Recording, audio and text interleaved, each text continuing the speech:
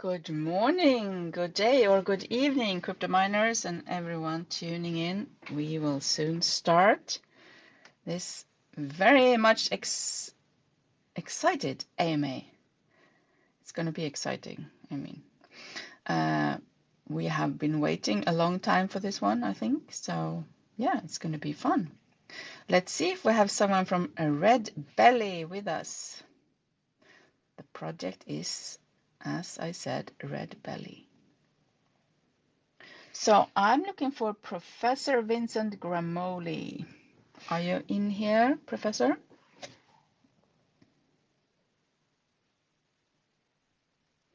If you are, please raise your hand or ask to speak so I can see you because there's so many people here. Oh, there you are. Welcome, Vincent. Hey, how are you? Hi, I'm fine. How are you? I'm great, thank you. Thank you for the invitation. Yeah, you're welcome. Happy to have you. So how's the weather where you are? It's good. It's a bit dark at the moment. I'm in Sydney, so it's quite late, 8 p.m. Oh, it's late. Oh, you have winter now. Poor you. We have summer up here. Yeah, lucky you. Yeah, but your winter is same temperature as my summer, I think, here up in Sweden. So Oh, Sweden. Yeah, probably. maybe. All right. Is there anyone else from your team that would like to be up here? It would be good to have the main account if you have it, so people can see it and follow it. I think they're listening. They're in the background. I can see Deepak. There is probably Leela, Alison, Warren that are listening at the moment. Okay. Well, I mean, the main account, the Redbelly main Twitter account, could be up here on stage, so it could be seen by everyone right away. Good for you, I mean. Good for your... I don't know how to do that, to be honest. That's probably Leela's account, and I don't know how we will put it up. Maybe Leela can raise her hand, and I can then... You don't have to speak then. You can just be up here. That's good. Good for you. So everyone can see it. All right. Well, as soon as I see Leela up here or the main account, I will approve them to come up here. So we can check it out. So yeah, happy to have you, Vincent. Vincent Gramoli. How do you pronounce your name so I can do it correctly? Yeah, you pronounced it perfectly. Oh, nice. All right. Well, my name is Mary, and you are very welcome here at Crypto Miners. And yeah, let's start the AMA, shall we? Sure. All right. So, I mean, first, I want you to introduce yourself a little bit, I think. So, who are you? I think you are the founder of Redbelly. Is that correct? Yes, that's correct. I'm the founder and Chief Technology Officer at Redbelly Network. My background is academia, so I've been an academic for quite some time, working on distributed systems and more particularly on the consensus protocol, which is at the heart of blockchain technologies. I've been doing that at different places in France, US, Switzerland before getting a position at the University of Sydney in Australia. That's why I moved here. And yeah, since 2021, we have been commercializing this technology through Redbelly Network. That's a long time already. So, I mean, before that, how did you find your teammates or the core team? So we have a team that is spread in different countries. We have a team in India, in Chandigarh, and we have a team in Australia, in Sydney. We currently have someone in the Silicon Valley who will be joining us physically in Sydney pretty soon. And yeah, the team is essentially comprising developers, researchers, sales, marketing team, and also a product team, as well as a board of directors and the leadership team. Okay, so tell me how you got the idea and why you decided to start this project, Redbelly. Yeah, so it started actually in a lab. So that was really a research project at the very beginning. But that was a long time ago. Back in 2015, we were looking at Ethereum, and I was working with CSIRO, which is the Commonwealth Science Industry Research Organization here in Australia. And we had this idea to look into blockchain technologies because, after all, that was a distributed system, and we were distributed system researchers. But we looked at it through by focusing on the consensus protocol, and we tried to understand how Ethereum was working. And at the time, we were discussing with R3, which is a consortium of financial institutions, and CBA, which is a large bank here in Australia, Commonwealth Bank of Australia. And they were using Ethereum in their testnet lab. And so we tried to understand how it was working, and we ended up realizing that the way it was solving consensus was unconventional. And then we started looking at how we could attack their system. And once we found some vulnerabilities, we communicated them, of course, not only to the bank, to R3, but Oh, you also. checked how to attack it. Did you say that? Yeah, that was Okay. That's the good. simplest way for us to understand was really to try to attack and Mm-hmm. see whether we could break the consensus, and which we did. Actually, I was working with a PhD student, and he managed to do that. And we communicated this issue to the security team of Geth and Parity, who both acknowledged the vulnerabilities in their system. Mm-hmm. So that was a big deal, but that was also very important motivation to come up with an alternative. Yeah. Which was And when was this in time? So we looked at it in 2015. In 2016, we decided to design our own consensus protocol, democratic Byzantine for tolerant consensus algorithm, that we published 2 years later in 2018. And but between that, between the publication and the writing of the consensus paper, we had already built the first version of Redbelly blockchain. That was 2017 when we presented it in the US at MIT, Facebook, Visa Research, and where we showed the good performances that we could get out of that. So what happened then? Because now you haven't really launched yet, right? Or is it a relaunch? Yeah. So 2018, we did a huge experiment using 1,000 machines of Amazon Web Services across all their availability zones. We showed that we could achieve 660,000 transactions per second. So that was a very interesting result. AWS was super proud, and we did a PR with them and CSIRO. And then it took us a long time to commercialize it. But we kept working on the research side of things, right? So we had this UTXO based blockchain at the time, but we didn't have what we have today, which is a Web3 blockchain, right? That can support decentralized application and decentralized finance. So it took us a long way to develop that, to also prove the consensus algorithm by formally verifying it. Because we had to team up with researchers in the US, in France, in Austria, and it took us a long time to come up with this formal verification. We also worked on accountability, creating a consensus protocol that will generate undeniable proof of fraud if someone tries to double spend in our system. And all these components took a bit of time. And finally, in 2021, we commercialized it. We created this joint venture between Block 8, which was a company based in Sydney, CSIRO, and University of Sydney. Wow, you did a lot of work before you're coming out with the project. and now it's almost also time, right? It's almost time to launch it. I think that, back in 2017, people were doing ICOs pretty much, right? So what you would do is you would write a white paper, right? So you would just write a white paper and try to raise money, and that was essentially what happened in 2017, and essentially 2017, because in 2018 it's like it went down, like the popularities of ICOs. But I think we did the thing the other way around. Like, we built the blockchain, we built the software. We got a very generous funding from the Australian Research Council, so we were publicly funded. We built the software, we optimized it, we did some experiments at large scale in various settings before even, starting the marketing around it. So we did things the other way around. And now that but the system because is you ready, were funded, you said. How were you funded again? So I was the head of the concurrent system research group at the University of Sydney, working also with CSIRO, and we got a fund from the Australian Research Council, right? That was a research grant.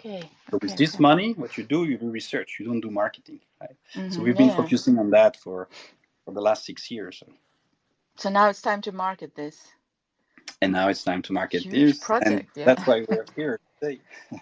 Very nice. We're so happy to have you here. So is this your first AMA? No, we did one previously, but it wasn't on Twitter. It was on Telegram. Okay, this is the first Twitter one. All right, cool. All right, so that's about the team and the history a little bit, what has happened and so on. So what is it now? What is Redbelly? For those who has no clue in here, what is Redbelly? What are you trying to achieve or do? What kind of problems are you solving then, except those you already mentioned? So Redbelly is a layer one blockchain platform that is targeting high value assets and to make economic relationship fair. The way we approach the problem is that we are working in a regulated environment. We're based in Australia. We comply with Australian law, but we also have a system which has accountability built in. And what does it mean? It means, so I briefly mentioned that we did some research around it to make sure that the protocol itself will generate undeniable proof of fraud when someone tries to misbehave in our network, right?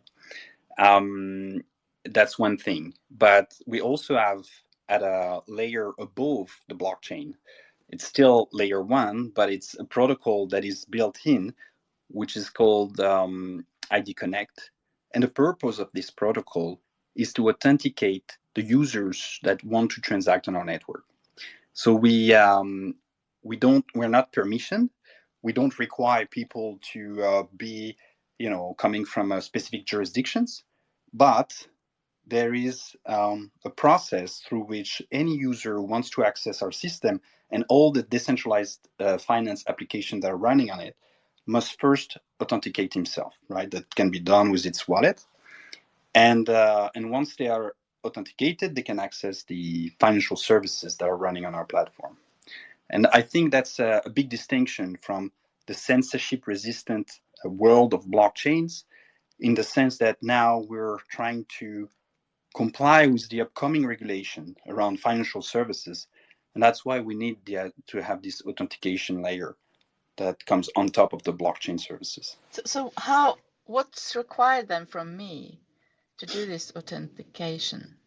If you have a document with a photograph that corresponds to you, then you can use your wallet. So download the wallet application on your mobile device, and you can use it to authenticate yourself. You would have to choose among the identity providers that the wallet offers that are registered on the Redbelly network. You would have to choose one of the identity provider that will assess personal information. So the personal information that you exchange with an identity provider will not be exchanged with Redbelly network, whether it is the company or the network itself. But the identity provider will tell the blockchain network that you have been successfully authenticated. And from then on, you can transact on our network seamlessly. And who has then my ID or my information? Where is it stored?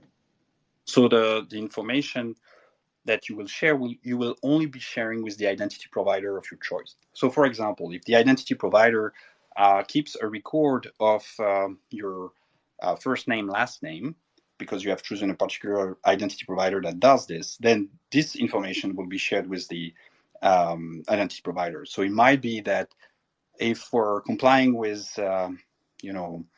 the specific jurisdiction regulation, it might have that the identity provider would have to keep this private information for some time, right? For example, if you want to access financial services, then maybe the financial service that you would like to access will redirect you to an identity provider that will keep this information for long enough. But this information will not be on our network and will not be accessible. Okay. So here in Europe we have this law, I think GDPR, if you have heard of it. Yeah. Do you have similar in Australia? Is it? So we don't have GDPR in Australia. We have the Privacy Act. I think the GDPR is it's hard to compare, but it's a bit stricter in the sense that there are a lot of conditions attached to GDPR and to the management of data. So typically, I would recommend that a European resident will have to find an identity provider who is within the European jurisdiction, because a European user would typically want to alter their data or will want to have a right to delete its personal information at the identity provider level. So it's probably in the interest of the European user to go through an identity provider who is based in Europe and that is registered on our network. Okay. All right. Interesting. So are you the first one who does this with? Because you said that you have to do it through your wallet. So is it your wallet? Do you have your own wallet at Redbelly or gonna have, or can I use whichever wallet? So yes, you have to use our wallet to do the registration process. Okay. But as if you're registered and you have you will get an identifier which is simply a public key, just like a regular Ethereum account public key. And then from then on, you would be able to use another wallet because you are already registered, and our wallet provided you with this feature. Now you would be in a position, for example, to use MetaMask with your public-private key pair, right? Okay. Okay. Interesting. All right. I think I interrupted you, so go on telling us more about Redbelly. No, so yeah, you were asking whether we're the only one. It's true that there are some identity solutions that we have heard about that are making a lot of noise. And, you know, in Australia here, we have a lot of issues with data leakage. So this identity problem has become paramount for a lot of users and citizens. So we are seeing a lot of solutions appearing, but usually this solution sits on top of another blockchain. And what this creates, we can call them layer 2 solution in some sense, right? Because they are independent of the blockchain on which they work. But what this creates is an additional layer, and it doesn't enforce the fact that a user should be identified. The problem that might happen in this case is that you use a in a censorship-resistant blockchain at layer 1, and you build at layer 2 this identity concept. The problem is that there could still be someone who is pseudonymous or anonymous who could steal your assets. And if this happens, even though you have authenticated yourself in the proper way at layer 2, if this happens, then you don't have any recourse. You cannot go and, you know, ask the authorities to punish the person or to retrieve your assets, right? Well, in our case, because everything is built in at layer 1, nobody can join the network without authenticating first, which means that everyone has to comply. But you also said that I can erase my information then again. Yeah, for so if a fraud happen or someone tries to do something, how do you know who it is then? So I'm not completely clear about the rules around GDPR. I know that someone who has the information about a user should be able to offer the possibility to this user to alter the data. But I'm sure that your bank, for example, if you're based in Europe, your bank will still have to keep a record about the transaction that happened for long enough. And this is the same thing that would probably happen with an identity provider that gives you the right to access a financial service in Europe. So you are going to be one of the safest networks or chains to be on, and people can choose to be there, or they can choose to be on one more unsafe if they want to be more anonymous then maybe. Yeah, exactly. I think it's you know, we're not trying to replace the Bitcoin or the Ethereum of the world. We're just complementary. We feel like there is really a need for a lot of people, and I think the amount of people who is realizing that regulation is important, Yeah. is growing, right? If you have lost your assets in the past because you were trusting an exchange platform who has disappeared, then you might be, willing to go and go for a regulated environment where you know that the people you will be trading with are well known, and you know that the authorities will be in a position to help you recover your assets if something goes wrong. And so we are really in this environment that is regulated, and we do that because we target high value assets. Mm-hmm. Now, of course, there will be, always blockchains that are completely censorship resistant, and I think they will be used for a lot of fun applications, right? But when it comes to, buying your house, for example, I don't think you will do that. I mean, or you will take the risk easily, right? Especially if you're not a really technical person. Exactly. So that's what we're doing now. About the security aspect, I think we're secure, but it's not only because there's this authentication layer. It's also because we have built this platform through many years of research. And one of the examples that I mentioned earlier was the formal verification. So formal verification is a method for software to verify that the solution, the protocol that you have implemented, solves the problem that it's supposed to solve. And you might know that consensus protocol or consensus is a very difficult problem to solve. Like I've been working in this space for the last 15 years, and I'm a newbie, right? There are people that have been working for 4 decades on this problem, like consensus problem. It's a very difficult problem. And when we published our consensus algorithm, we had 9 pages of handwritten proof. And you might have heard, other blockchain technologies like, Quorum or Honeybatcher BFT or Tendermint, who had issued at some point in their consensus protocol, right? So what is very hard is to make sure that your proof is correct when you write 9 pages of handwritten proof. And so what we decided to do is to go further than that. And we came up with a mathematical representation of our protocol. We came up, which is written in threshold automata. I won't go into the details, but we also came up with a mathematical representation of the consensus problem itself. And we ran a model checker, which is the Byzantine model checker, where it's a software that verified that in all possible executions of our protocol, we were solving the consensus problem. And it did that for all possible executions for any system sizes, which means for any number of participants in our network. And the result was correct in the sense that the model checker said, yes, you fulfill in all possible executions, you satisfy and solve the consensus problem. So this was something that took us years to achieve. But as far as we know, we're the first blockchain consensus that has ever been formally verified. And I think the security comes from this. It comes from years of research, and not, in combination, of course, with the authentication layer. Okay. I'm not a very technical person, but where do you do this? Who is gonna formalize you? Yeah, it's a very difficult process. So we started that. A student came from France. He came and joined our lab at Sydney University at the time, and he started working with us just for 6 months. After 6 months, he left. He went to I think he went to Columbia University to start a PhD, but we were still in touch. And in the meantime, we met with expert of formal verification, because myself, I'm not an expert of formal verification. So we had to team up with these persons in France at INRIA, which is the National Institute of Technology.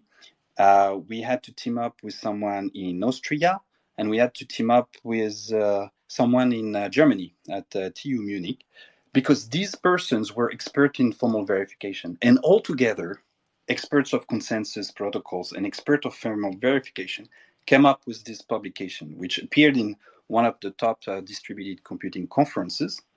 That was in 2022, last year, where we showed that the consensus protocol of Redbelly blockchain solves the consensus problem in any possible executions.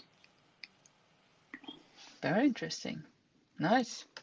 Okay, so you have worked so hard to achieve that, and I mean, how did you celebrate? Must be a good So the way we celebration. celebrate is we go to conferences with colleagues and we present in front of all of them, and then people will say, "Wow, you have done a nice job," and that's pretty much how we celebrate. Nothing fancy, but usually No we meet champagne. each other at some conference that was in Rome at the time. That was pretty nice. So yeah, All right, cool. I mean there were few Very conferences. nice.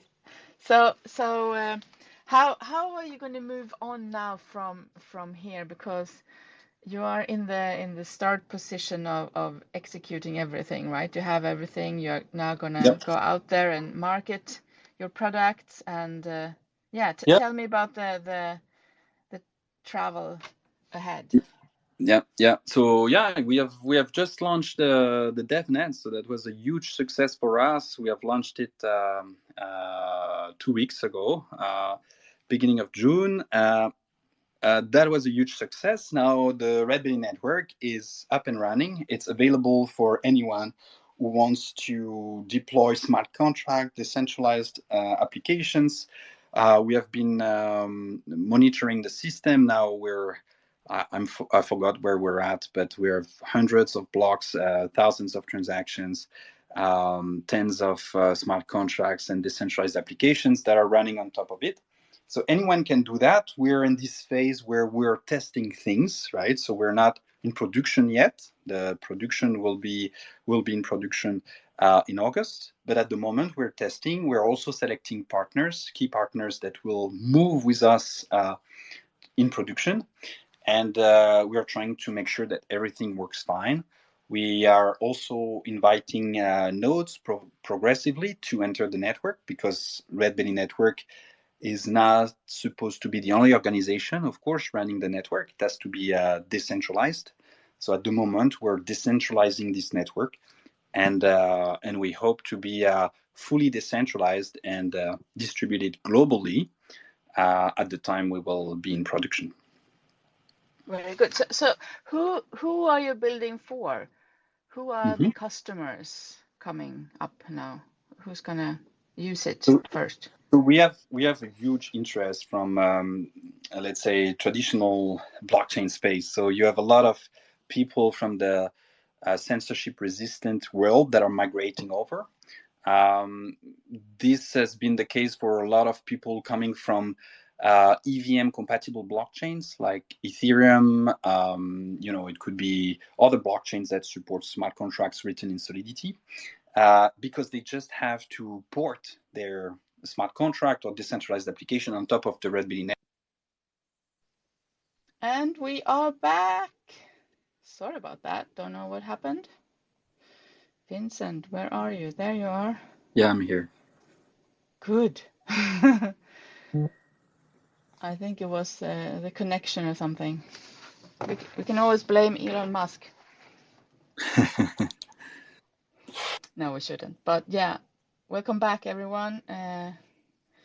Go grab your friends so they can also come and listen to this very exciting project we have. This is part 2 of Redbelly AMA at Crypto Miners, because unexpected ending for the part 1, but we are back with part 2, and Vincent is here with me. Vincent is the founder of Redbelly, Professor Vincent Gramoli. So, Vincent, where were we? We were talking about who's gonna use your network, who's gonna Yeah, so profit. we are seeing a lot.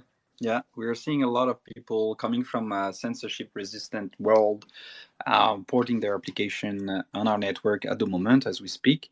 We're seeing a lot of transactions as well, but what we target essentially with the production network is high-value assets, right? So we want our blockchain to be used for real world assets, because we believe that this is where there is the value, and we believe that our key differentiator around security is ideal for this type of applications. So we have been talking to different companies, organizations. We have several partners. You can visit the list of partners on our website, but a lot of them are in the finance industry, as you can imagine, or fintech. But yeah, we still have these partners, with whom we're trying to combine joint solutions around identity, and these are more into the domain of exchanges, for example, where with the recent evolution of regulation, especially in the US with the Security Exchange Commission, looks like more and more exchange platforms are willing to deploy on regulated infrastructure like ours, where the users will be authenticated, and if suspicious transactions are being executed, then there is a way for the authorities to check how this, like, who is doing this type of transaction and so on. So we believe that's the right way, because the regulation is here to help the customers, the users of our network, and without this authority, we wouldn't be able to do it ourselves.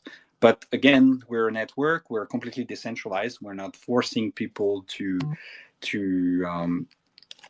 behave correctly. So also in this kind of environment, you expose yourself to the risk of having some users who misbehave. It's just that Redbelly Network is a vehicle. It offers the means in order to resolve a litigation. But it's not Redbelly Network, or it's not the network itself that will resolve this litigation. It's just that it will provide the means in order to bring the case to court and to resolve it off chain, outside our network. Okay, all right. So if we go back to what you said earlier about this, you have to authenticate yourself and identify yourself to join. How do you then make sure that if I like now the wallets are like with these 12 or 24 words, if I lose them, I'm screwed. I can't access my funds. How are you going to do so that doesn't happen for people? Yep. Is that going to be a backup or? Yeah, no, yeah, it's a mechanism that we call recovery. Typically, yeah, it's a very interesting question, because we all know that it's a big problem when you have all your assets attached to your private key, and your private key is sitting in your wallet on your mobile device. If you lose your mobile device, then you lose pretty much all your assets, right? So in our system, it's different. We have a recovery mechanism that will prevent you from losing your assets. Even though you forgot about all your passwords, any information, you will always be able to retrieve your assets attached to your private key. And the way it works is you don't have to share your private key, of course, because this is personal information that you shouldn't share. It's always good to repeat this.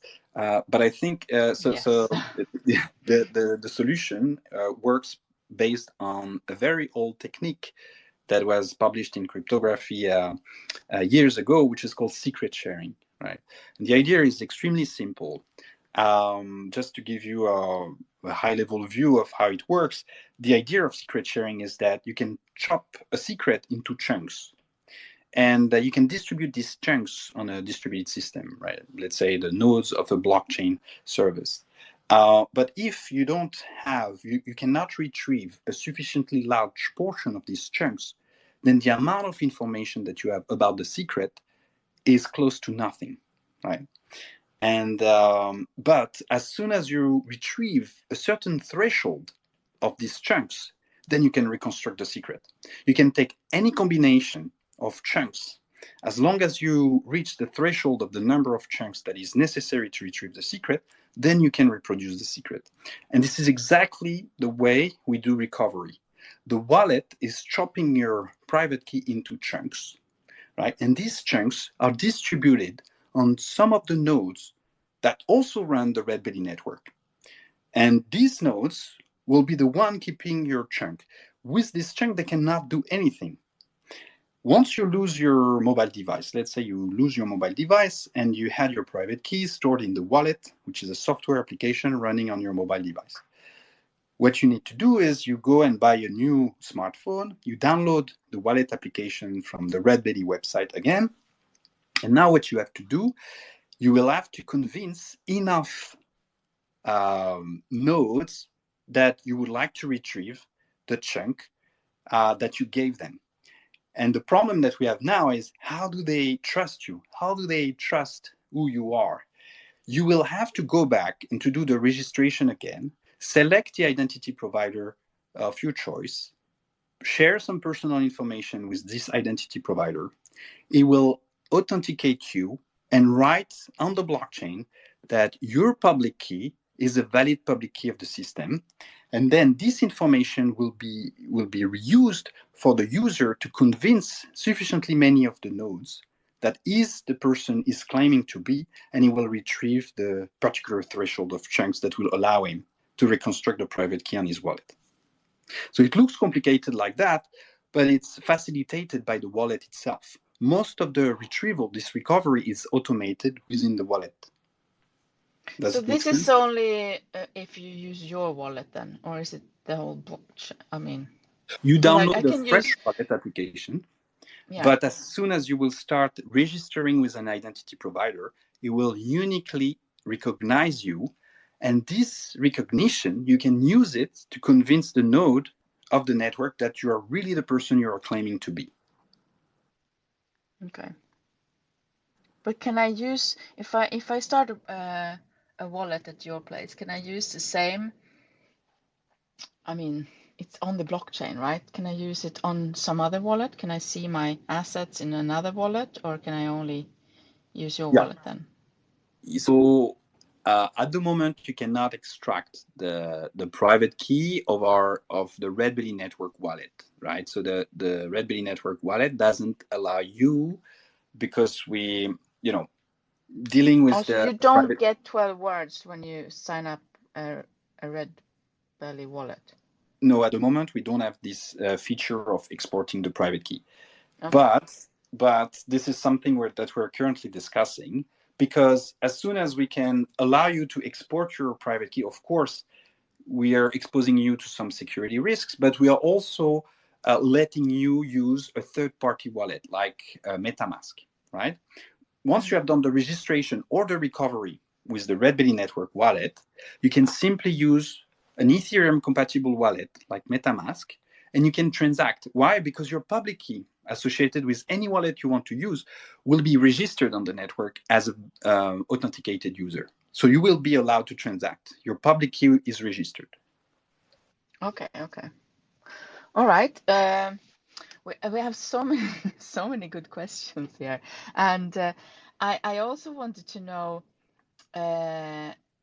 about this no fork, because at some other blockchains you fork them and you do other blockchains on them, but you really guarantee that there is not going to be a fork on your blockchain ever in the future also? How can you do that, and why are you doing that? What's the benefit of not having a fork? Yeah, so how do we do that? The answer is simple. We solve consensus before appending a block, right? And consensus is deterministic. It means consensus, once it's reached, it means everyone has agreed on the uniqueness of a block for a given index, right? So once everyone agree on the unique block that should be appended, it is appended, and this is it. It's different from classic blockchains that will typically append a block, and then when you realize that, oh, there are different conflicting blocks at the same index, which is a fork, let's try to resolve the fork. They do the consensus a posteriori. We do the consensus before appending the block. So that's why we don't have forks. And it's deterministic consensus, and it's formally verified that it solves consensus, so we're good. Now, why do we do that? Like, someone may say, oh, it's good to have a directed acyclic graph, which is a DAG, instead of having a chain. For some application, why not? It could speed up the performance because you're transacting with someone on one branch and someone else is transacting with you on a different branch. Yeah, that's good because you can parallelize the write operation, like the transactions executions. Now the problem becomes, how do you retrieve the global state of the system when you have a directed acyclic graph? It means that you have to explore the tip of the DAG, which means you have to know, first of all the branches that exist all over the world, and then you have to traverse them in order to know how many people have credited, how much money on your account, and how many people have withdrawn from your account. Once you have retrieved all this operation, then you can reconstruct your balance. But without that, you cannot have the information. So the time it takes to reconstruct the global state is huge, right? The read operation will be huge, even though the write operation will be fast. Now, if you have just one chain, if you want to know the global state of the system, you just look at the last block, and this is it. You know that there are no other blocks anywhere in the world, right? That is the latest. Oh, okay, I get it. Yeah, okay. And so it's easier then. It's easier for read operation, and because we achieve so good performances, we don't really need to improve the write operation. So we don't need to come up with alternative chains on top. Now, your question may lead to another thing, which is why not having hard fork, for example? And we know that in the past, for example, when part of the community of the blockchain network realized that they didn't want to move to the second version of the protocol, while another part of the community said, no, we want to upgrade the software to a different version, then we ended up having these hard forks, where, for example, you have an Ethereum Classic, a different Ethereum running in parallel of each other, right? Why don't we do that in Redbelly blockchain? And the reason is very simple. When you decide to run a Redbelly network node, it means that you accept that there is a decentralized autonomous organization. That if this decentralized autonomous organization decides and votes that they want to move to version 2, because you are running a node, you're agreeing to that. And then your node will upgrade itself to version number 2, right? It's part of the protocol. It's built in.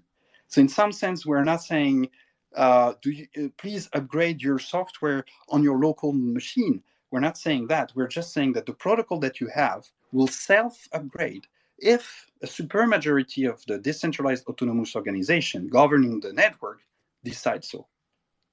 And you don't have to think about it as a user or as a node operator. Okay. Well, we talked about the DAO now and also the node operations. So how do you secure the nodes and spot if there is a malicious one or a bad one? And who can also be a node holder at Redbelly? Yeah, anybody can be a node operator, a node holder. It's just that we have opened the program and we were flooded with requests in such a short period of time that it was hard for us to evaluate the applications. We received thousands of applications. And then we realized, wow, this is more than we expected in the limited time. So we had to shut down the program. So at the moment it's closed, but there will be a chance in the future for you to join. And we will explain how we will reopen this program. But for the time being, it's closed. We have more demand to run nodes than we anticipated at this stage. Now, your question was, how do we identify misbehavior? It's very hard to do so. And how do we guarantee the security of the nodes? We expect that everyone will do their job in making sure that there is no intrusion on the machine that they run.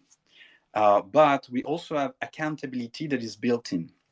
Accountability is a very interesting property that we felt was drastically missing in classic blockchains. For example, if someone managed to double spend in Bitcoin, and it happened in the past, then the branch where he double spent would vanish, right? Because this is part of the protocol. The shorter branch will simply disappear, and the hacker would have done a double spending, which means there is no accountability. You cannot identify who is responsible for the double spending. Now in Redbelly, it's slightly different because built in within the consensus protocol, we make sure that anybody who is trying to double spend will first have to cryptographically sign its messages, right? So when you want to double spend, what you have to do is you have to convince people that there are conflicting blocks. And if you start doing that, then it means you are misbehaving. Now, since the protocol requires that everyone sign these messages, if some participants realizes that there are two messages that are in conflict signed by the same sender, about two distinct blocks that are in conflict, then it can concatenate these signed messages and obtain an undeniable proof of fraud. This is a proof that the sender has lied. Why is it a proof, undeniable? Because it consists of two signed messages that only the sender can sign, right? Based on this proof of fraud, what we can do is we can slash the coins of the node operator who has staked, or we can kick him out of the system, right? So it means that we hope that this will never happen because there is a disincentive for the participant to misbehave. Does it make sense? Nice. Yeah, it seems that you have really been thinking about everything, and it has taken a long time for you to build all this, and it's like it's new. It's not that someone else has built it and you took it because you did it yourself in Redbelly. I'm impressed. I actually spent quite some time. I went on a sabbatical at the Swiss Federal Institute of Technology in Switzerland, and we were working with people over there and people from National University of Singapore to come up with this accountability result. So we had 3 publications on the topic, and it took us years to get this result. Wow, very nice. So let's move to the DAO a little bit. Tell us about the DAO, because Redbelly is it's a corporation also, right? You're a company. Yeah, it's a company. It's a proprietary company based in Australia, Redbelly Network Pty Ltd.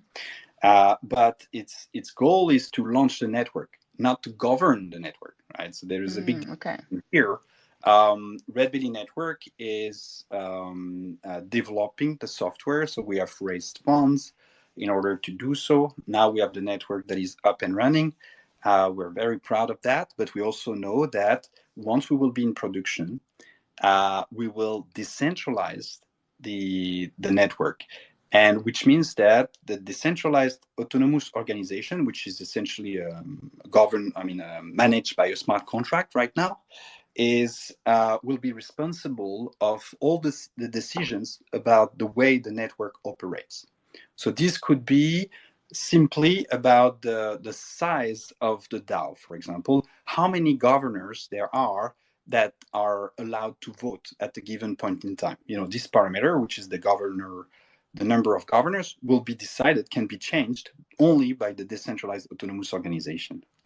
For example, if we have to upgrade the protocol because some security vulnerabilities have been detected, then the DAO has to vote for that and come to a decision that it has to be upgraded.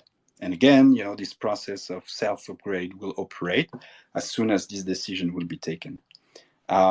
This might affect the transaction fees or the reward that is associated with the governors that are running the network. If we decide that this needs to be reduced, this will be a common decision that will be taken by the DAO. So you have all these decisions that are taken about the network that will be taken by the DAO. It doesn't mean that Redbelly Network will not be part of the DAO. Redbelly Network can still keep running some nodes. We expect that CSIRO, the Commonwealth Science Industry Research Organization, will also be running nodes. The University of Sydney will also be running nodes. But what we want is, we want to decentralize. We don't want all the nodes to be sitting in Australia. We want the nodes to be spread all over the world and to belong to different jurisdictions, as well as different companies, institutions, and individuals. That's clever, I think. So what does it require then to run these nodes? You said before, but do you have to have, the cost? How much would it cost? Because would you have to hold a special amount of the coming coins then, or? Yeah. So there is a cost that is compensated. So of course you need to run a machine. The machine is a modern machine that has I think eight. I don't want to say any mistake. The specific technical requirements are located on the website. You can double check. It's like a modern machine that you have to purchase if you want to run a node. You will have to pay for the cost of running these machines. there is no mining process, right? There is no incentive to buy GPUs. You don't need a GPU, and you don't need to dissipate energy like crazy by running this GPU very fast, because there is no proof of work, right? Yeah. Having this regular machine sitting in your living room, being turned on and connected to the internet, pretty much. It has a cost associated with it, of course, but there are incentives for running nodes. For example, if you run a node, you will first become a candidate node, which means that you have applied to become a governor. As soon as you're a candidate node, you will have to stake some coins, and you will get a reward for these coins that you have staked, right? For depending on the duration and the amount of coins that you have staked. But right now, the first 600 candidate nodes that will join the network will anyway receive a sign-up bonus, which covers the cost of the staking, right? So I think the requirement is to have 100,000 coins staked. But if you are one of the first, you will get hundreds of thousands of coins, which will cover the cost of the staking, right? So this is a sign-up bonus. So after some time, we won't have this sign-up bonus anymore, right? So it's a bootstrapping process. Nice. But then, as a candidate, you will be randomly chosen to be part of the governors, and you will receive a share of the transaction fee. So it's very similar to classic blockchain, except that because it's a collaborative blockchain and not a competitive blockchain, which means that the one who wins, there is no particular node who wins a lottery by mining, for example.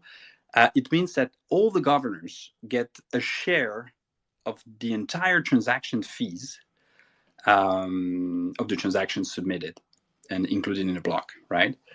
So maybe I should explain in few words why it's collaborative. But if you think about classic blockchain, it's a highly competitive. What happens is that regardless of the number of nodes that we have in the system, we will only accept one of the blocks that is proposed. This is competitive. Yeah. And this is working together more. But how do you what's the word, get the rewards out there evenly? Do you get the rewards based on how much you helped? Because sometimes maybe I go away, or I disconnect my machine or something like that. Can you check that? Are you going to track how much I'm actually helping? Yeah, there's a monitoring system in place. Of course, it's hard to detect all types of misbehavior. But if we detect that you're inactive, for example, you are not contributing to the network, there will be a vote, right? Because we have to take a decision within the decentralized autonomous organization first. And you risk to be kicked out of the system, right? If your node is inactive, you will be excluded from the set of governors. So you would lose because you will stop receiving the transaction fees. So otherwise, it's evenly through all the nodes. Yeah, and the reason is the following. Because it's collaborative, and because we don't happen simple blocks, we happen super blocks, right? And I think it's important to mention that because it's part of the innovation of Redbelly blockchain. Instead of having one node that wins the lottery and get all the reward for it because it's his block that has been accepted as the next block of the chain, in our system, it's collaborative. Everyone proposes a block, and as long as these blocks are valid, they are combined together in what we call the super block, right? So if you are proposing the block for index 5, and I'm also proposing a block for index 5, both blocks will be, if they are valid, will be combined into the super block, which means that I contributed as much as you did, right? And that makes sense for us to be rewarded the same way. So we take the combined block, which has much more transaction than it was if it was a single block, of course, because it's proportional to the number of nodes that are contributing to the system. And then you divide the entire sum of transactions fees equally, and you reward the governors who are supposed to run this consensus. Does it make sense? Oh, yes. I mean, I'm learning so much from you, Professor. Do you have education also on blockchains and the old technology? Yeah, I'm teaching a massive open online course. I have around 5,000 students online. Oh, wow. Can you put the link up here for people maybe who wants to participate? Or Yeah, sure. I send it retrieve to it. me. Yeah, no I want to worries. try.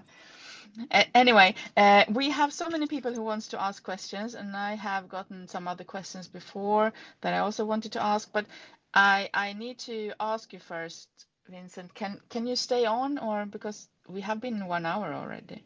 Do you have time Yeah, for that's longer? fine. I think we got cut anyway, so I'm happy to stay more. Exactly. Very good. Yeah. So let's have some questions from the audience maybe.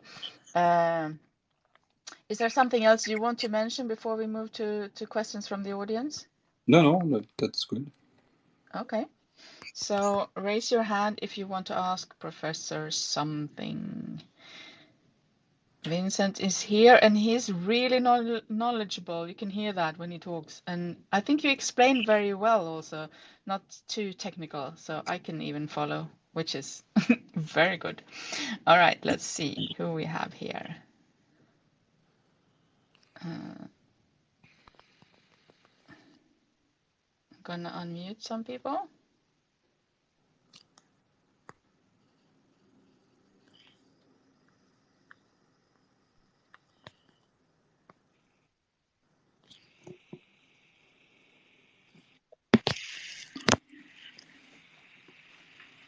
Hello, Mary. Can you hear me? We have Jay. Hi, Jay. Yes, we can hear you. All right. What is your question to the Professor Okay. Vincent? Hello, Professor Vincent. So, while going through the website, I came across the hyper personalization, and you didn't talk about it during the AME. So, during that, on that section, I also saw that you guys offer financial advice and then insurance and lending. So, with regards to the financial advice aspect, we know it is a crypto space where it's like no financial advice. So, what type of advice do you give to investors, and like, what's the success rate of your advice so far? And then, with regards to the insurance, how does that work? Do you guys like kind of insure our Web3 wallet portfolio, or what? Could you mind talking more about that? Thank you. Yeah, thanks for the question. Unfortunately, I'm not a finance expert, so I will feel like I'm badly placed to give any financial advice. If you refer to insurance in the sense of protection to the users, as I mentioned, we have this notion of accountability built in that will guarantee that there is a protection around the users in the sense that if something bad happens, then we can detect it. I mean, to the extent it depends on what kind of attacks. Of course, if it's a denial of service attack, then it's hard to identify who is sending random messages.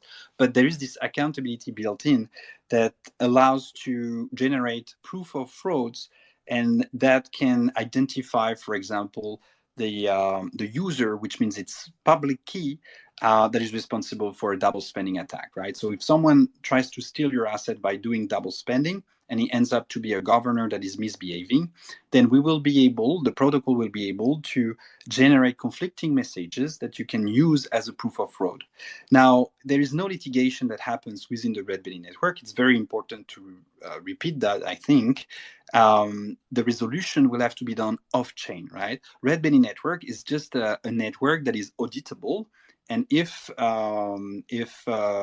there is an action to be taken, then we will have to go and talk to the authorities, right? This is outside the Redbelly network for depending on the jurisdiction where you operate. And then the Redbelly network that has recorded traces of executions of transaction will be able to serve the authorities by providing some tracing of the transaction. Now, if the authorities would like to know more about the real world identity of a particular user, Redbelly network will not be able to help, but the authorities might have to talk directly with an identity provider, which is outside our network, to retrieve this information.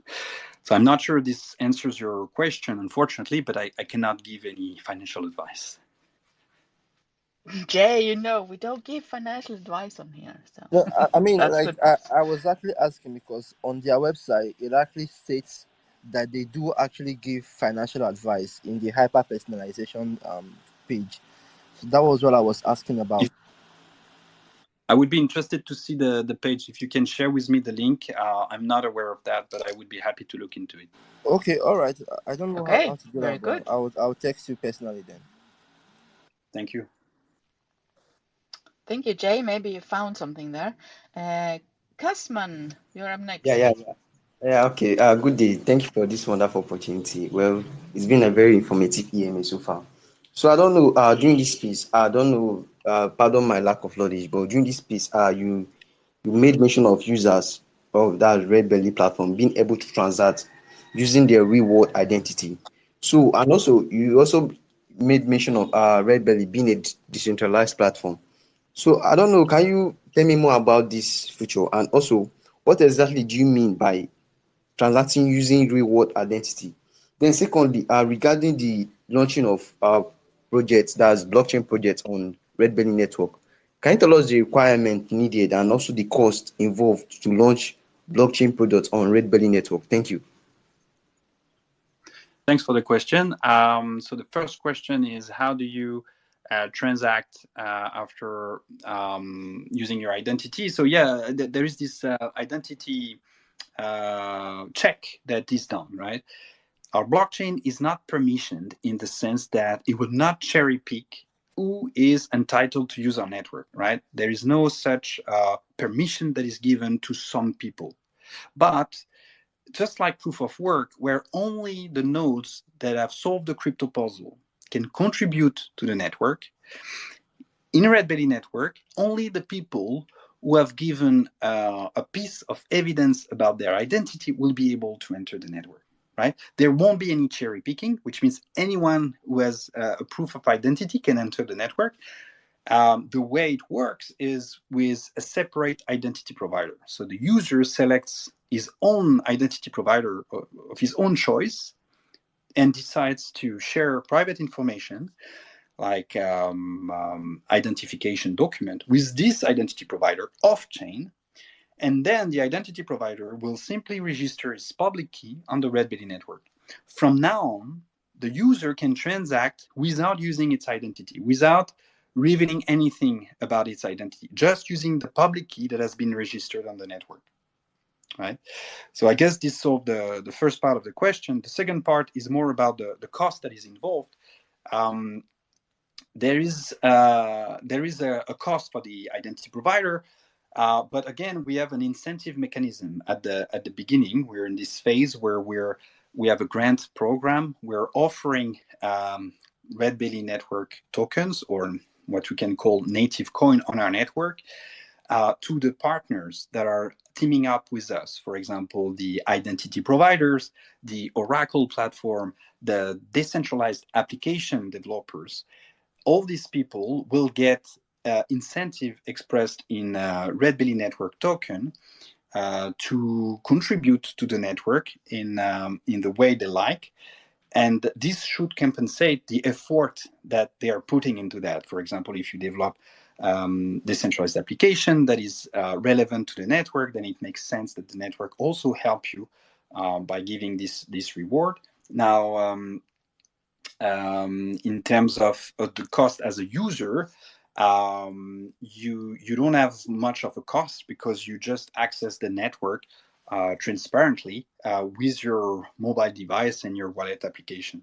At the moment, we're also you can request coins. You can get up to 100 Redbelly network token to help us test the network that is not in production and help us improve it by testing, giving feedback, and we will be more than happy to give you the token that will help you send transaction, deploy your smart contract, test it, send and invoke the decentralized application of your choice. Again, this information is available on the website. All right. I have a follow-up question regarding this ground, but I will ask you personally due to lack of time. Thank you, Mary. Thank you for this wonderful opportunity. Thank you. Thank you, Cosman. All right, North, what is your question to the professor?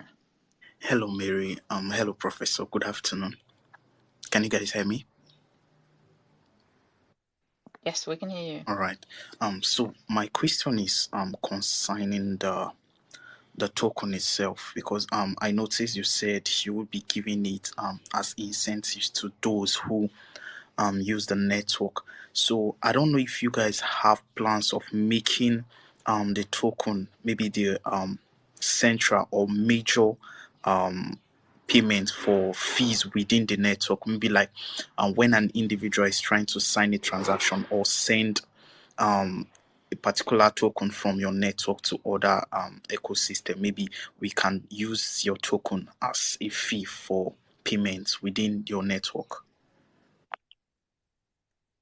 Yeah, thank you for the question. So at the moment, the tokens that we're giving away do not have an inherent value in them, because these are tokens that are given for testing purposes. We're not in production yet.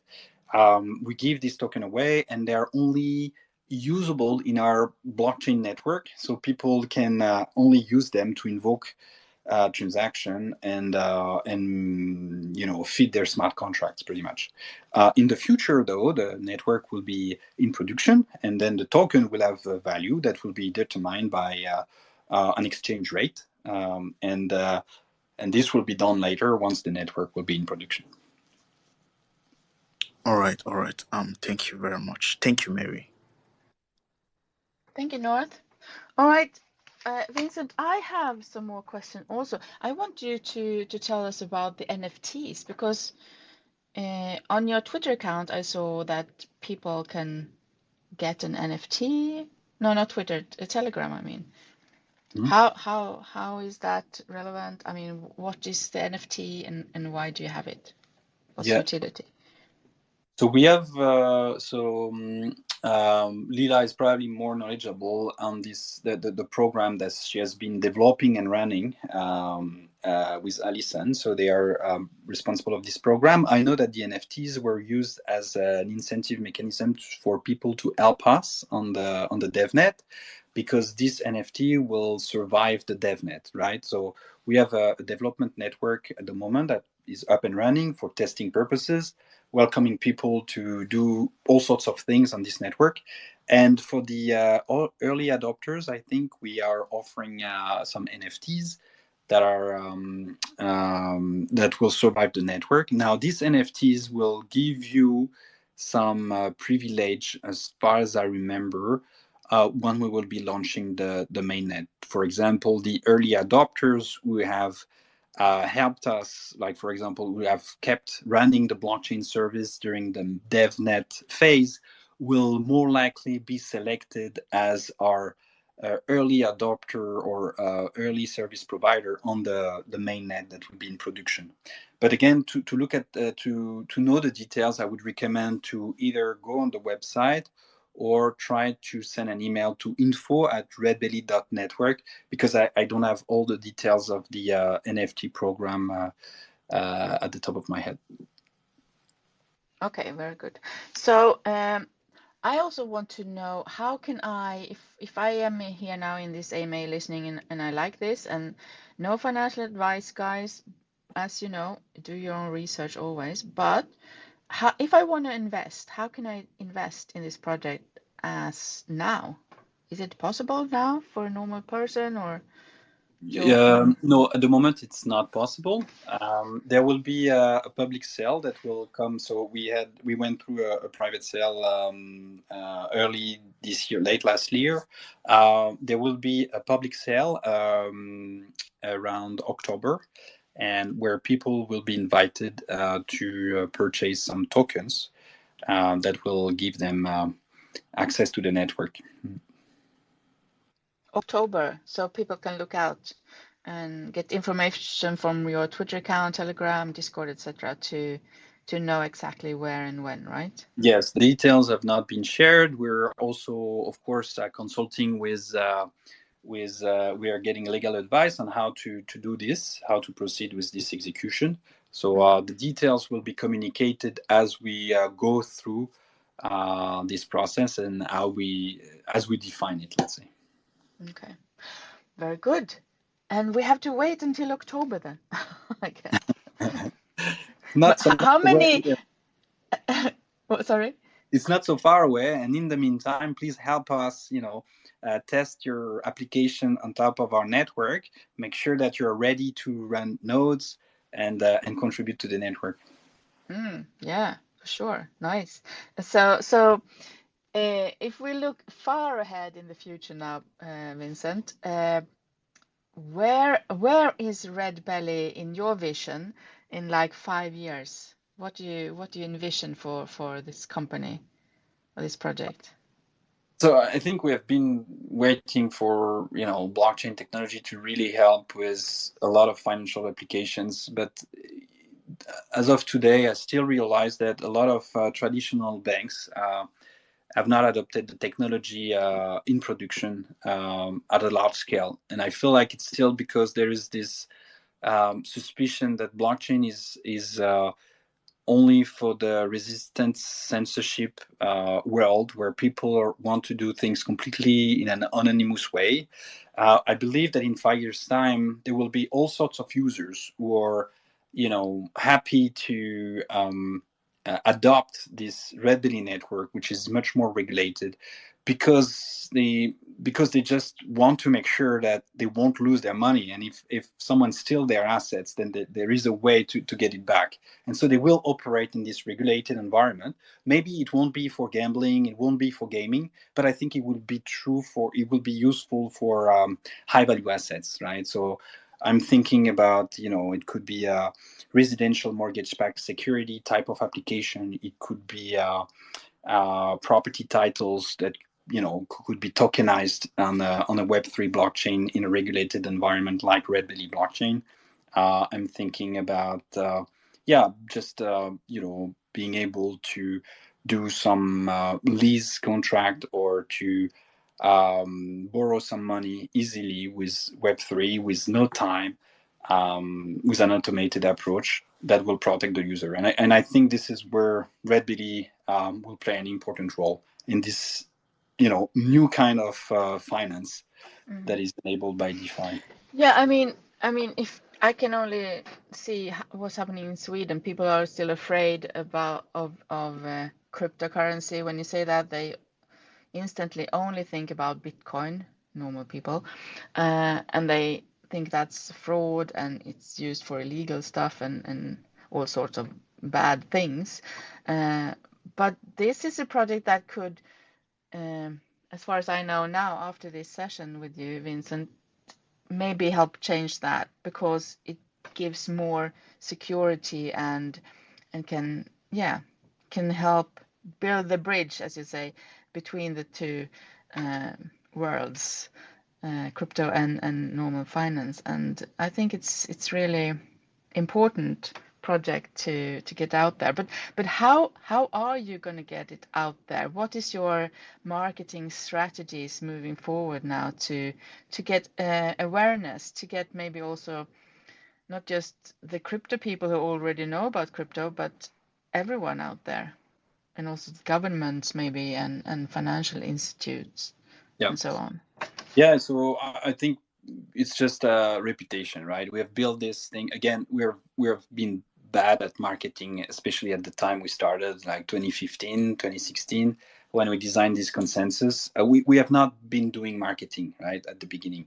But we have thought about how to do things properly. Like, we build a system that we believe works. We spent a lot of effort making sure that things were correct and as secure as we could. Now we're running this auditing phase where we're asking third party to give us feedback. We're going to open a bug bounty program.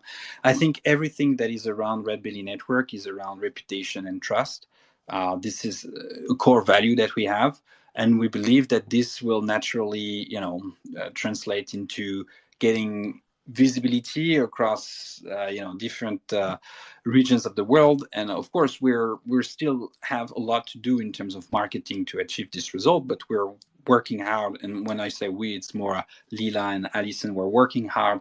They are working hard on making sure that people come across Redbelly Network, are aware of what it is. And they can choose this alternative if they are really worried about their assets. I mean, we also used to talk about mass adoption a lot, right?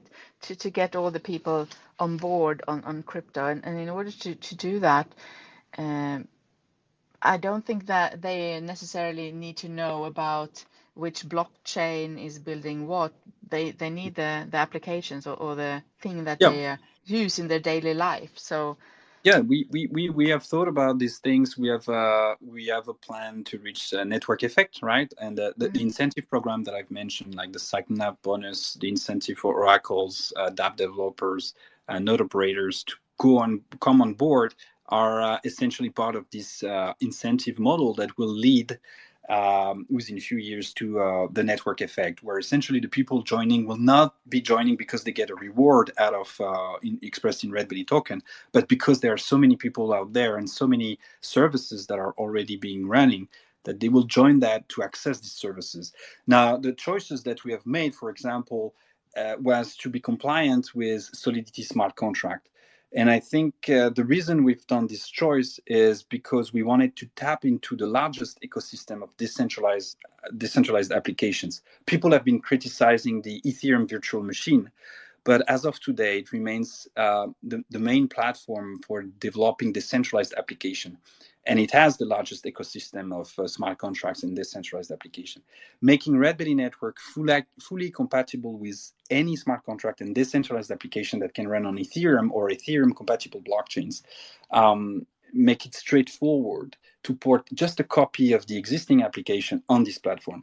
And as a regulated environment, an environment where everyone is authenticated, this will give reassurance for users who do not want to gamble anymore, do not want to do games on blockchain, who want to do something that involves real world assets or high value.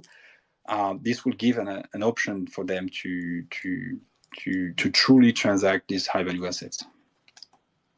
yes, very good. Yeah, I like the project. I think it's really, really interesting. I'm gonna invite you back. I hope you will come back and talk maybe before the launch of the coin in October sometime, or right after, so we know how you're doing, Yeah, how it goes. That would be nice. So I don't know if the Redbelly main account has something to add or want to say something. If so, you're free to do so. Maybe I'm ambushing you now. I think we agreed that this would be an AMA for me, and we will be talking about technology and technical things. We've talked a little bit more about marketing, but yeah. Oh, they're here. Hello? Oh, yes. they changed their mind. No way. So we've talked about a bit more marketing. I'm not the best person to talk about the marketing strategy. Unfortunately, I'm more the technical guy. But yeah, I think it has been really interesting for me, at least answering these questions. Some of the questions were really relevant. So that was good. Yeah, I mean, I'm not very technical, so I apologize for not having too many technical questions, maybe. But I have two questions. I think maybe we touched on both a little bit, but I'm going to read them if you want to stay on and answer them. They are more technical. The two last questions, no worries. Yeah, so Redbelly Network emphasizes its high performance infrastructure for decentralized applications. Can you explain how the network achieves fast transaction processing and low latency? Are there any specific optimizations or architectural choices that enable this? Yes, there is. So for high or fast transaction processing, I think we're referring here to the throughput, which is the amount of transaction that will be committed per unit of time. And the reason why we achieved, let's say, 660,000 transactions per second back in 2018 is the same reason why we achieved such thousands of transactions per second on the most complex DeFi application as of today. where most of the blockchains we have tested actually cannot even cope with the volume. And the reason is simple. I've talked about it briefly, but most blockchains are competitive. What we have here is Redbelly Network is a collaborative blockchain. Now, if you think about it, it doesn't mean much. If you have 4 nodes that run the network, and whether you choose a lottery with a competition, you choose one block out of the 4 that have been proposed at the same time to append it to the blockchain. If now in collaborative approach, you combine the 4 blocks that you get into a super block, okay, it doesn't make such a big difference, right? You have 4 times more transaction that will be committed by appending this block, as opposed to a competitive blockchain. But now, if you start thinking about scalability, and now instead of having 4 nodes, you have 4,000 or 40,000 nodes around the world. And they're all proposing blocks that contain transactions that come from their region, right? So supposedly these transactions are not in conflict. Then the amount of transaction that you can commit each time you append a block in a collaborative blockchain is 10,000 times more than the amount of transaction you would commit by appending a block in a competitive blockchain. And now you understand how you achieve scalability. It's not by taking a competitive approach where we try to incentivize all the nodes across the world to just, mine a new block and impose it to the blockchain. It's an approach where you cherry pick just a sufficient amount of nodes that can contribute at a given point in time, and you combine their effort by composing their blocks into a super block, right? Because the amount of transaction you will be able to commit per unit of time will grow proportionally with the number of contributors or the nodes that you have in your network with this collaborative approach, right? So that's for the fast processing per unit of time. In terms of latency, which is essentially the time it takes between you issue the transaction and you commit it, how do we achieve low latency, which is reducing the time it takes to achieve finality? First, we have a deterministic consensus protocol and no forks. What does it mean? It means that if you append a block, all the transactions it contains are final, right? They won't disappear. They are not part of a competitive branch. They are not sitting behind a uncle branch. They won't vanish at some point in time. You don't have to wait for confirmation. For example, you don't have to wait for 30 confirmation as in Solana, for example, in our blockchain. Because as soon as you append the block, you know that the transactions it contains are final, right? So now, how do you achieve 3 seconds latency on average to append a block? We did a lot of optimization. And this is what we achieved on average when we used 1,000 nodes spread over more than 10 countries in 4 different continents using Amazon Web Services at the time. And I think it's a good result because the latency, like the ping latency we were getting between 2 of their availability zones, one based in Sao Paulo in Brazil, the other one in Sydney, Australia, was 300 milliseconds. So the average time to append the block was just 10 times slower or 10 times more than the ping latency, which is nothing. That's fast. And I think it's instant finality that gives us this. Yeah. Mm-hmm. Very good. All right. Another question. Being Redbelly Network a revolutionary open financial platform that incorporates distributed ledger technology at the heart of financial relationships, do you think this a novel leaderless consensus mechanism and byzantine fault-tolerant democratic consensus will be in demand for a long time? Yeah, so I think as of today, as far as I know, we are the only blockchain consensus that has been formally verified. I've been talking to people. I have some friends working for Algorand, working on formal verification. People have been trying for a long time to formally verify that consensus protocol. This is not something you do in a few months' time, right? This is something that takes a very long time. Part of the reason is that we had to split our consensus protocol in subcomponents because there is no machine as of today that can formally verify the entire protocol itself at once, right? So we had to use a cluster of machines, do a decomposition. It took us a lot of time to formally verify our consensus protocol. So given the time it takes to come up with a new consensus protocol that will be formally verified, yes, I think for those who really want a consensus protocol that truly solves the consensus problem, there won't be many alternatives for a very long time.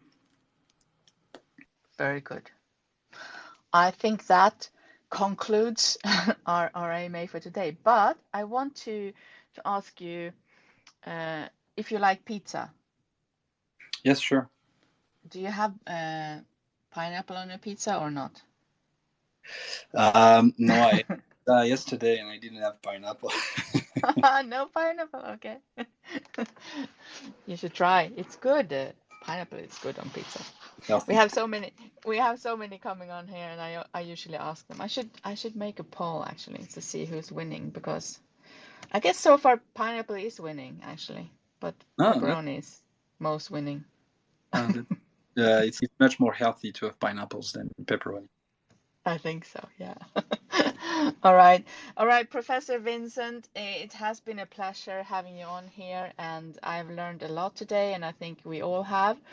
And I'm really looking forward to see where this project is going, and I hope you will be back and tell us more, and maybe bring some friends also. Yeah, That's great. I shared with you my the link that you were asking for on your private chat. Yeah, I saw that. Thank you so much. I will check it out and learn even more from you. You're a good teacher, I think.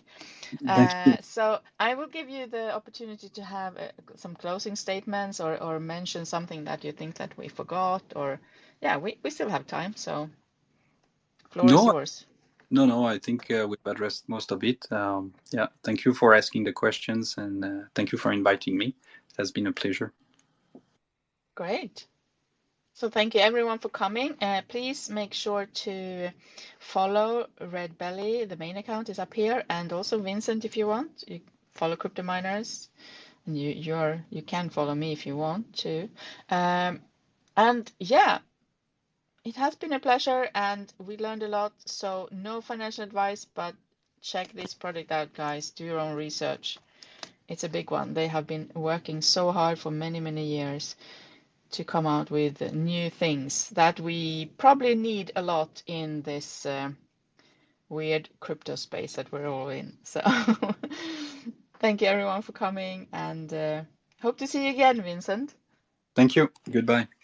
Thank you. Bye.